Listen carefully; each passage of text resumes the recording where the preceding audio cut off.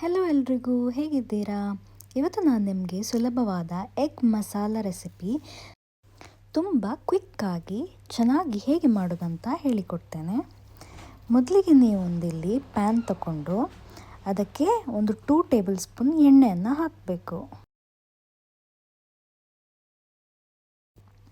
ಆ ಎಣ್ಣೆ ಚೆನ್ನಾಗಿ ಬಿಸಿಯಾದ ಮೇಲೆ ಅದಕ್ಕೆ ಅರ್ಧ ಟೇಬಲ್ ಸ್ಪೂನ್ ಸಾಸಿವೆಯನ್ನು ಹಾಕ್ತಿದ್ದೇನೆ ನಾನಿಲ್ಲಿ.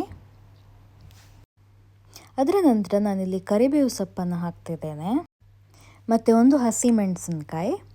ಅದನ್ನು ಚೆನ್ನಾಗಿ ಫ್ರೈ ಮಾಡಿ 2 ಸಣ್ಣದಾಗಿ ಕಟ್ ಮಾಡಿದಂತಹ ಈರುಳ್ಳಿಯನ್ನು ನಾನು ಹಾಕಿ ಇಲ್ಲಿ ಚೆನ್ನಾಗಿ ಒಂದು 3 ಇಲ್ಲ 4 ನಿಮಿಷ ಅದು ಸಾಫ್ಟ್ ಆಗುವ ತನಕ ಚೆನ್ನಾಗಿ ಫ್ರೈ ಮಾಡಿ.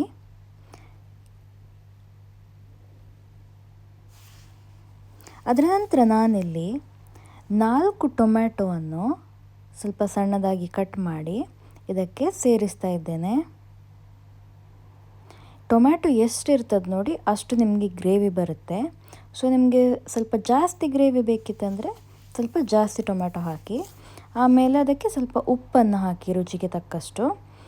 ಒಳ್ಳೆ ಮಾಡಿ ಅದನ್ನು ನೀವು ಫ್ರೈ ಮಾಡಿ ಅದರ ಮುಚ್ಚಳವನ್ನು ಮುಚ್ಚಿ ಅದು ಟೊಮ್ಯಾಟೊ ಒಳ್ಳೆ ಸಾಫ್ಟ್ ಮಷಿ ಆಗುವ ತನಕ ಅದನ್ನು ಬೇಯಿಸಿ.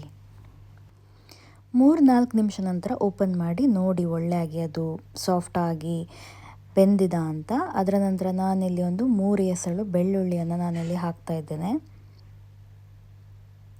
ಅದರ ನಂತರ ನಿಮ್ಮ ಹತ್ರ ಯಾವುದಾದ್ರೂ ಕೂಡ ಎಗ್ ಕರಿ ಮಸಾಲ ಹುಡಿ ಇದ್ದರೆ ಅದಕ್ಕೊಂದು ನೀವು 2 ಚಮಚ ಅದಕ್ಕೆ ಸೇರಿಸಿ. ಇಲ್ಲ ಅಂದರೆ ನೀವು ನಮ್ಮ ಕಾಶ್ಮೀರಿ ಮೆಣಸಿನ ಹುಡಿಯನ್ನು ಹಾಕಿ ಚೆನ್ನಾಗಿ ಮಿಕ್ಸ್ ಮಾಡಿದರೂ ಕೂಡ ಆಗುತ್ತೆ. ನಾನಿಲ್ಲಿ 2 ಕೂಡ ಹಾಕಿದ್ದೇನೆ.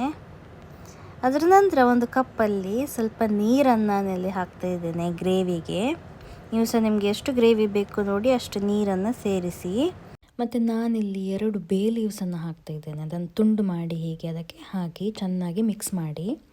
ನಂತರ ಇಲ್ಲಿ ಬಾಯ್ಲ್ ಮಾಡಿದ ಎಗ್ಗನ್ನು ಕಟ್ ಮಾಡಿ ಹಾಕಿ.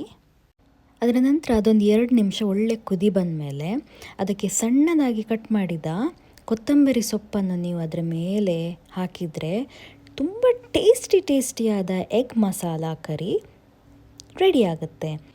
ಈ ರೆಸಿಪಿ ನಿಮಗೆ ಇಷ್ಟ ಆಗಿದರೆ please like, share and subscribe ಮಾಡಿ.